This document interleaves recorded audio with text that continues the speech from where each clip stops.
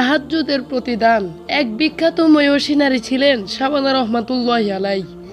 তিনি একবার স্বপ্নে দেখলেন জান্নাত সাজানো হচ্ছে, দরজায় ফেরেশতা দাঁড়ানো, দরজায় দাঁড়ানো জান্নাতীও। জিজ্ঞেস করলেন এখানে কি হচ্ছে, কে আসছে? বলা হলো একজন নারী আছেন, তাকে অভ্যর্থনা করার জন্য সকল জান্নাতি দরজায় এসে দাঁড়িয়েছে। লক্ষ্য করলেন তার বোন শামৌনা জান্নাতে শুভ্র উষ্ট্রের উপর বাতাসের গতিতে এগিয়ে আসছে এবং দরজার কাছে এসে নামছে। ফেরেশতারা সকলেই তাকে অভ্যর্থনা জানালো। শাবানা জিজ্ঞেস করলো, বোন তুমি এ মর্যাদা কিভাবে অর্জন করলে?